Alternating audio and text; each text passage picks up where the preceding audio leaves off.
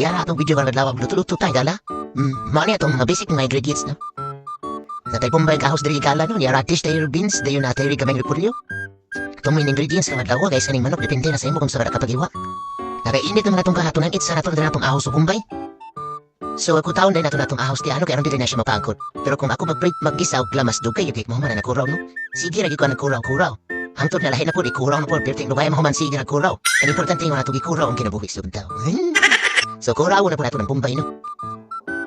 Yung anak ko, kugi magsigig ko, mix, din ibutang na nato na itong manok, mga natong main ingredients. Ratid pala na ito na daan, kaya gimarinate na ako siya daan kay gamay kaya mo presya diri, Yung kuraw-kuraw niya po rin, takluba na na nato.